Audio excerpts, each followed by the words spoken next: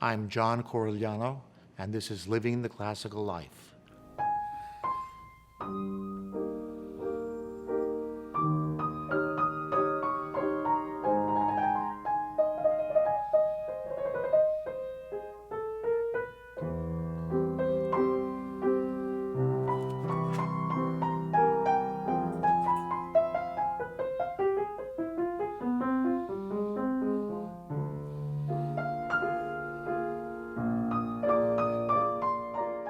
Mr. Corigliano, it's such a pleasure to welcome you to the show. Thank you so much for being on. Oh, thank you very much. It's great to be here. I'd like to start by relating to you a story that several years ago I was down in Winston-Salem, and a friend of mine played for me a recording of Leonard Bernstein conducting the New York Philharmonic, and it was Rimsky-Korsakov's Scheherazade. And this was an old Columbia LP. And the violin solos were so astonishing that I went over and it said, John Corigliano, violin. And of course, at that time, I mistakenly thought it was you. And that was before I realized that your father had been the concertmaster at the New York Philharmonic. Yes, he was concertmaster for 26 years. He came in actually Toscanini's time to the orchestra, and he stayed right through Leonard Bernstein's years. Was your father a close influence in your deciding to become a musician? Were you close with your father? Not really. He didn't want me to become a musician. He wanted me to become a doctor or a lawyer or something that earned a living. And he was very discouraging about my being a composer, because composers in the days that I was becoming a composer in the 50s were basically writing music that the audiences did not want to hear and the orchestra did not want to play, and he felt that I was only dooming myself to a miserable life. Did you feel like you had to please him? No. Actually, he came around to my becoming a composer because I wrote a violin and piano sonata, as I mentioned earlier, and, well, he didn't want to look at it. He put it in a drawer and said, I look at music all the time and I'm busy. And so he never looked at it. Then I entered in the Spoleto Festival Chamber Music competition, and it won first prize and was played in Italy. And then he didn't look at it either. Then it was played in London by the concertmaster of the London Symphony, and he didn't look at it. And then it was played in Boston by Roman Totenberg, and his friends were saying, aren't you going to play your son's sonata? And he had to take it out and look at it, learn it, and he premiered it in New York. And from then on, he played it right for the rest of his life at concerts, and he approved of my being a composer. But it took all that to get there. Did that feel like that made any difference to you? Well, I feel I got there in the way that pleases me most by him having to learn it and then realizing its worth. So if he was a violinist, did you ever, in fact, consider becoming an instrumentalist yourself? Actually, I took 2 clarinet lessons from Stanley Drucker, the first clarinet of the Philharmonic, and my clarinet was stolen from my high school gym locker. And I'm unambitious that I didn't go any further.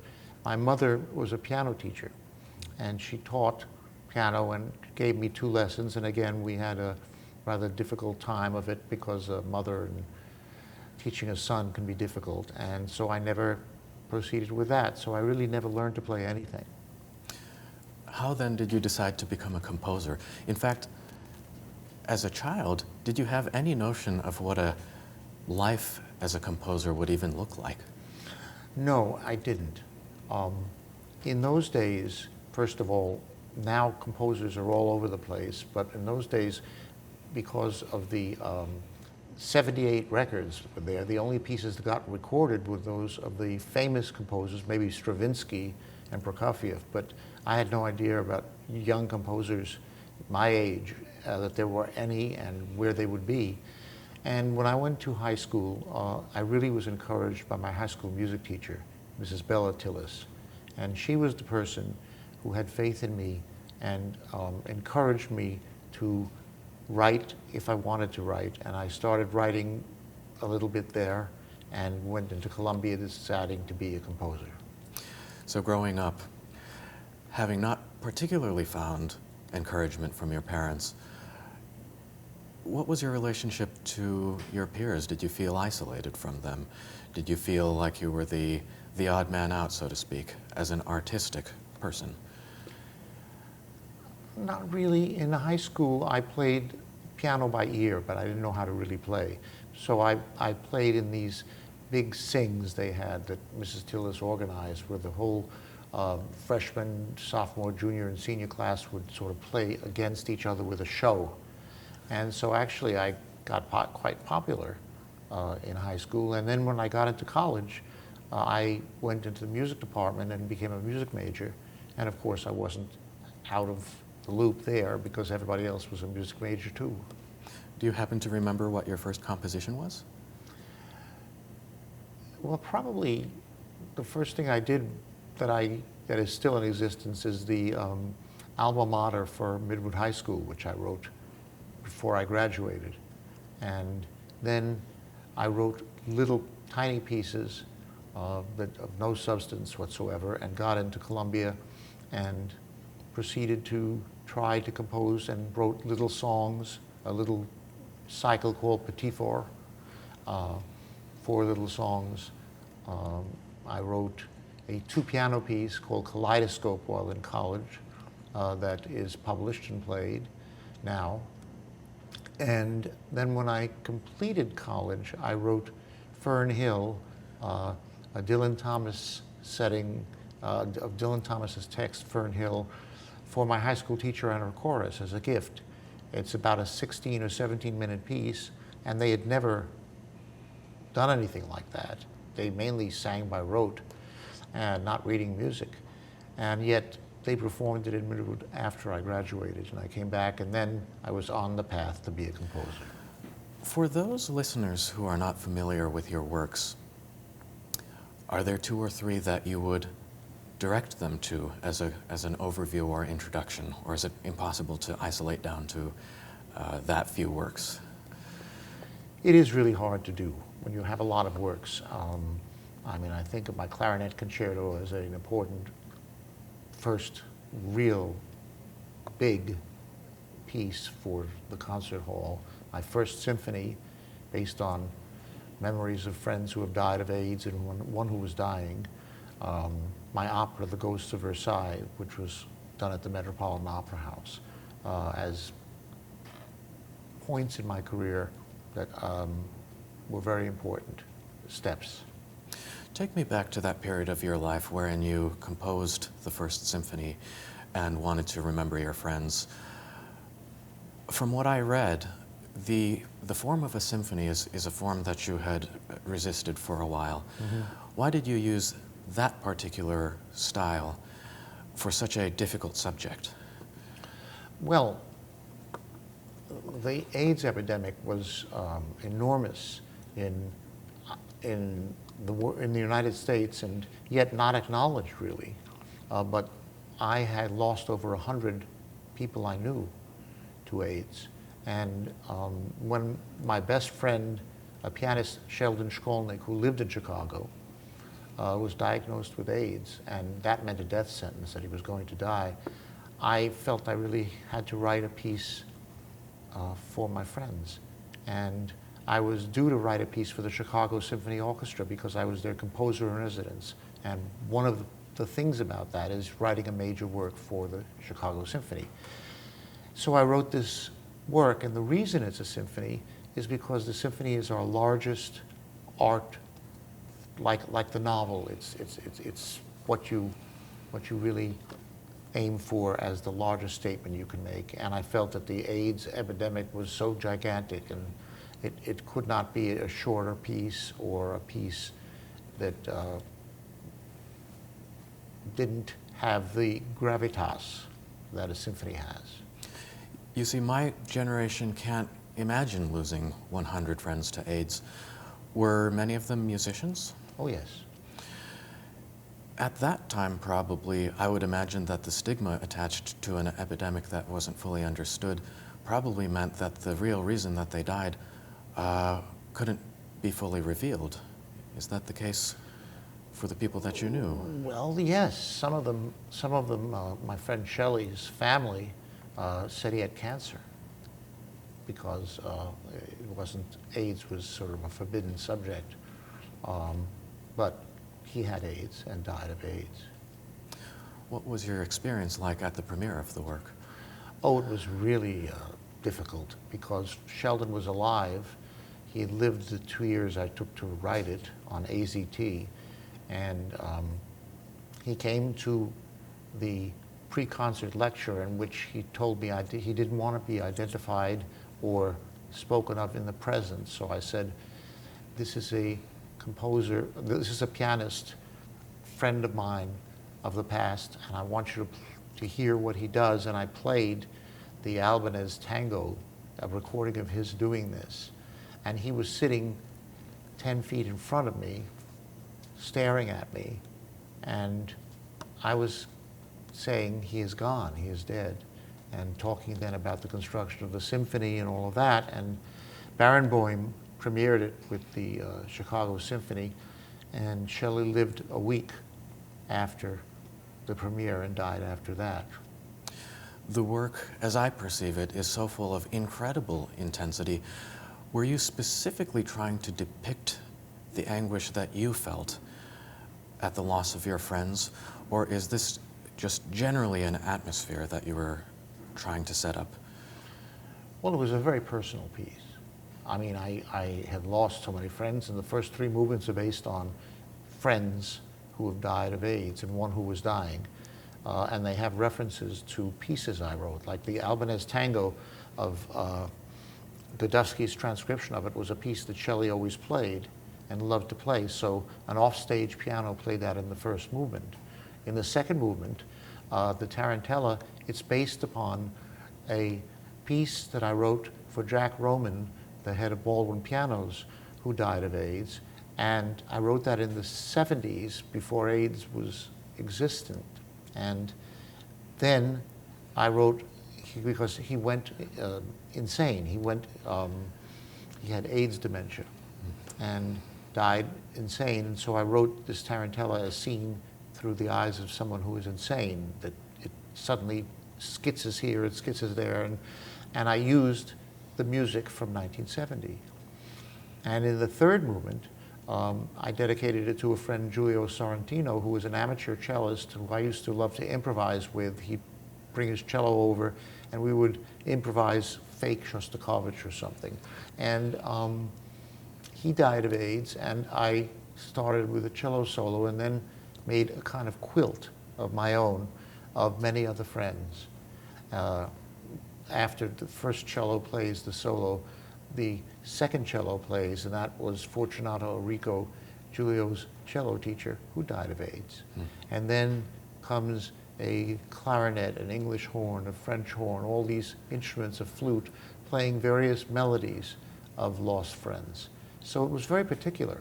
And the way I achieved this was I got my friend William Hoffman, who just died this year, but who I've known all my life, who knew these people, to write epitaphs for each one of them with their name and something about them.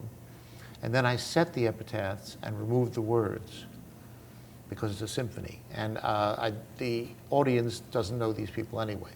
So I did that, and the result was a lot of melodies of lost souls, and very personal. I understand that you also wrote a piece remembering the events of September 11th. Do you feel that a lot of your works were so intensely autobiographical as that, or was it important for you to remember loss? Well, yes, but not all my works are like that. Some of them are happy works. Some of the works have just abstract musical reasons for being written. September 11th is the 10th anniversary of September 11th. I wrote a piece about war. But it wasn't about September 11th. It was about the horrors of war, the end of the world as prophesied in poetry, and finally the last poem by Yip Harburg, who was basically a music theater writer. One Sweet Morning talks about one sweet morning when there will be no more war. So the piece is about war, but not about September 11th. It's about the whole subject. And what would you consider to be your most joyful work? Oh, I don't know. Maybe the Pied Piper fantasy, based on the Pied Piper legend, with a soloist in costume and kids in the audience playing flutes and drums, coming on stage and playing with the orchestra and leaving through the audience playing. Even though it's a bittersweet ending, the children are leaving, a lot of it is quite funny and delightful and, you know, all wild sounds and melodies that I think are optimistic. There was also a reworking of Carmen.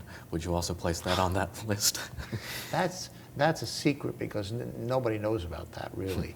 What happened was I was recording my piano concerto for Mercury Records, and Mercury wanted to have something about Carmen for orchestra because Shedrin had just released his Carmen Ballet, and they said, we want to release something with orchestra and maybe gunshots and all sorts of effects. And I said, why don't we combine the popular music side of Mercury, had a lot of people on in contract, and the classical music side, and write something called The Naked Carmen. And The Naked Carmen was released as a record. Melba Moore was singing Carmen in it. And yet a singer from the Metropolitan Opera was singing Don Jose. And so you had totally different worlds colliding in this piece. And it was meant to be a record like the Beatles' Magic Mystery Tour. It was released, I think, in 1970, way back. The problem is that Philips International bought Mercury, decided not to distribute Mercury Records, but to distribute Philips through the Mercury label. And so the record was released in 3 cities and then canceled. So people who have it have got a collector's item. So these works that are full of energy and exuberance, do you yourself as the composer have to also feel joyful? Oh no, I never feel joyful when composing. Composing is a battle for me, of me fighting my demons of ignorance and my lacks. I try to compose, and usually nothing happens for a while, and I'm very frustrated. And then it's like squeezing a stone for a drop of water. I work so hard to get inspired that even if it sounds joyful, it actually came out of a lot of interior pressure from me to make myself compose. So you've already produced hundreds of works, many of which have won awards. Do you feel it's gotten easier to set up your external circumstances to be most conducive to your best work? No, it's actually harder. Right now I'm not writing anything, and I don't know if I will because I have no desire to enter that horrible world of composing, and yet I don't know what to do with my time, so I'm kind of in between things. I'm thinking of trying to get myself worked up enough to enter that dark place where I compose. Was it always that way from the beginning? Yes, always. Do composers always write on commission? I know that Prokofiev could only write on commission. Have you ever written something independently of what works you had to produce? Well, I've written short pieces that are not on commission. There was a Richard Wilbur translation of Baudelaire poem that I loved so much that I set it for a cappella chorus just because I loved it so much. But it wasn't a 7-minute piece. It wasn't a 30-minute piece. I don't think I would write a 30-minute piece without a commission. You really need the deadline to make you, again, go through the horror of composing. Now, some composers enjoy composing. You know, I liken them to the Mozarts, who put out a lot of music, tons and tons of music. Bill Balcom, a great friend of mine, writes lots and lots of music and wonderful stuff, and he doesn't worry about it, and he enjoys composing. And then there's the Beethoven types, who beat themselves on the head and write sketch after sketch after sketch, and they go through hell to write music. Both are great composers, Beethoven and Mozart, but the way they compose is different. If composition is a confrontation with a very difficult and dark spot. Is there a way to turn on the inspiration switch to try to help with that? Fear, which is accepting a commission. That's the only way that it really gets turned on, and I'm not ready to do that right now. Is it possible that the fear also comes from something within yourself that wonders whether the creative source is still there, or, Yes. or you wonder whether you're good enough, perhaps? Well, absolutely. I worry about that. I worry that I've written myself out, that there's no more. And the problem is, people think that inspiration and technique are two different things. In other words, that you would be inspired to write, and you would have the technique to do it, but if you weren't inspired, you still have that technique. I find that I'm not able to technically write a piece until I'm inspired to write a piece. They go together. So I kind of have to get myself going in the misery for the technique to start to come with the inspiration. And they come together. So in other words, what I'm hearing you saying is that it would be impossible for a composer to be productively trying to develop craft separately from works with emotional content. Is that correct? Well, I'm saying that for me. I know composers don't have that problem. Other composers just don't have that problem. Just me. When you're writing your works, do you have consciously in your mind the potential reaction of your listeners? That's a tricky question. I want to reach them, and I want to give them something that they can hang on to so that they can follow music, because music is very difficult to follow. I don't say I'm not writing to get an ovation so much as writing to make myself clear about what I want to say. And clarity is important to me. The reason I say it's tricky is because when you say you write for an audience, people accuse you of pandering. And they say, well, you're just writing to please an audience. Well, I wouldn't work this hard to do that. I don't have to work hard to do. The reason I work hard is because I have to please myself. And that's really hard. But I want it to be clear so that an audience can follow something about it, just a little, because when you hear a new piece, there's very little you can glean from it. But just something about it that pulls them from one event to another with a sense of logic that maybe clicks in their brains a little bit. Take me to what it feels like ahead of the premiere of one of your works. Is there a such thing as stage fright for a composer? Do you wonder, are they going to like it? That's not what I'm wondering. My father played concertos with the Philharmonic, and I used to sit in the green room as a 7-year-old and 8-year-old listening on speakers to him play and worrying with my head in my hands because I knew the concerto so well. If he was going through a rough spot, would he make that? Would he forget something? How would he do it? Because I knew that my life depended upon that in terms of his moods for the next months afterwards. So I became very concerned about the live performance of something being scary. So for over 20 years of my composing career, I never was in the hall at a premiere or at a performance. I was backstage pacing. I would be at all the rehearsals. I would do everything I could, but when the performance came, I wouldn't want to be there. And only in the last other 20 years or so, I've got myself to sit in the hall and listen to a piece, but it's never fun, because I'm always waiting for something to happen that I don't expect, a breakdown of some kind. So let's talk about the development of a composer, the composer's path today. You teach and you've produced so many students who have become very prominent. Mason Bates, Nico Muhly, Eric Whittaker. Avner Dorman, right in Cleveland where I live.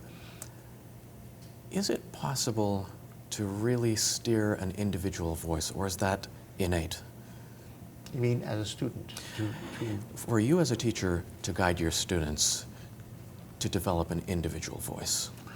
The business about individual voice is really something that troubled me for many times. I said, oh, well, I don't believe in that.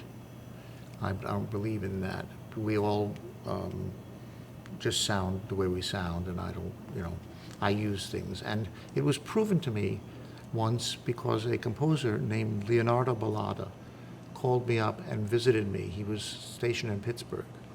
And I said, oh, I don't believe in all of that, originality and all of that. I don't care about it, and I don't have a style. I said, I don't have one. I don't care. He said, but you do. And he made me take two pieces out, my Etude Fantasy for solo piano, where the piece begins with an etude for the left hand alone. It's very ferociously difficult, but very pianistic. And a piece called Fantasia on an Ostinato that I wrote for the Clyburn competition for solo piano. And I've heard that as well. Well, the interesting thing about them is that one was derived, the first part of this Etude Fantasy was derived from what the left hand can do. Stretching, moving, like that. And so passages were written like that. And the other one, Fantasia on an Ostinato, was based on Beethoven's Seventh Symphony and the major minor chords of that and the rhythm of that. And it's a Fantasia, and the Beethoven comes back in the end. Now, he pointed to a spot at the climax of the Fantasia on an Ostinato, and he said, do you see what you're doing? And I was playing with both hands exactly the same music, the same notes, but in the higher register that I got from the left hand. And he said, that's your style. It's your unconscious choices, not your conscious ones. They're techniques. If I want to use a 12-tone technique in the building of a piece, I do. If I want to use tonal techniques or anything else, I can do it because they're available to me. But they have nothing to do with my personal style. My personal style is the chords, the pitches, the sonorities that I come to just because I like them. And I don't question that. And all my students have their own styles. And I encourage them not to worry about that because they do worry about it at the beginning when they're starting composing. When I started composing, I was very influenced by Americana, by Copland and Bernstein and all of the things like that, and Russians like Prokofiev. But when I later on learned about Penderecki and the things he was doing, that came into my vocabulary. The 12-tone writers became into my vocabulary, and all of a sudden, my computer brain comes out with different decisions. But what's interesting about it is that I don't think about the fact that, for example, so many of my pieces begin and end on the note A. I don't know why, but they do. I don't think about when I hit a spacing of chord, that spacing is something that I've done before and love. It just happens. I do think about the piece and the construction of the piece and all of that, but the things I don't think about are what define me. Are you consciously trying to explore new territory each time, or are you worried about repeating yourself? No, I always try to do something I haven't done before in a piece. I've only written, for example, one piece of a kind. A concerto, one concerto for violin, one concerto for piano, one concerto for guitar, one concerto for oboe, for clarinet, for flute. I've written 3 symphonies, but the scoring is completely different. The first one is full large orchestra. The second one is strings alone. And the third one is everything but string, is concert band. So even though there are 3 symphonies, you really need different ensembles to perform them because they're directed as a different problem to solve. And so again, what I'm going to do next, I don't know. But it'll be something that'll take on some kind of challenge of something I don't know about. In your life as a composer, having faced the constant struggle of creativity, do you feel that you have ever lived up to the standard that you have set out for yourself? After I write a piece, when I hear it performed and it's performed well, I feel very good about it. I really do. And right now, I feel good about my previous pieces. It's the new piece that is always the one that's going to sound terrible. And while I'm writing the piece, I say to friends and anyone who will listen, this is the worst thing I've ever done. It's an absolute disaster, and it's going to embarrass me, and there's nothing I can say. And then at the end, when the piece gets played, I feel differently about it. So you can't rely on me. We've talked about your works that have dealt with the subject of loss, but surely your life wasn't all like that. What would you describe as being the happiest period in your life? Oh, I think the last 20 years, 20 odd years, I've had a wonderful relationship. And it's very important to have that in your life. And that has changed a lot in my life and made it very happy in the last 23 years. What is it like being together with a person who is also a composer? Is that something that you would recommend? I would recommend it highly. It's great because we both appreciate each other's work, but we are both very different composers. But I can go to him and talk about a compositional problem and he can understand it. And believe me, I do. I pester him sometimes about, I'm having trouble with this, and we talk it through a little bit. Shelley used to do that with me, Sheldon Shkolnick. He was a pianist, but he was also very musical and could talk abstractly about music before I write it. And that's great. I think having two composers is a wonderful idea. I think the difference in our ages is good, and the difference in our direction is good. He's really an opera composer. So if we're talking about Mark Adamo, did you ever feel in competition with each other? No. No. We're just very supportive of each other. And lastly, I'm curious to know, first of all, if genius is something that is inherent or can be cultivated. And then finally, what is your definition of genius? Well, I certainly don't think I'm a genius. I think that there are some composers that you could call really geniuses. A guy like Beethoven, and is really there, and Bach, and Brahms. Funny, the three Bs, but they really are very special. And I think that the inevitability of their music, the fact that it's unpredictable but inevitable, that when they do it, it's just the right thing, and you would never have thought of that, puts them in a special league. And I admire that tremendously. You've achieved so much in your life. I imagine it would be hard not to look back all the time, but what are the things that cause you to look forward these days? That's a good question. I don't know. That's why I'm sitting here thinking about what I'm going to do next. I don't know what I'm going to go, where I'm going to go. I'm going to be 80 in February, and that's a milestone, that's something. I don't know if I have the strength to compose anymore, or the will to compose anymore, but I don't know what else I would do. And so I'm in a quandary right now. I'm sort of treading water. Well, on behalf of all of us, we thank you for being here. We certainly do hope that you find the inspiration for further works, and we thank you for being on the show. It's a pleasure. Thanks, Thank you. Mr. Corigliano. Thank you.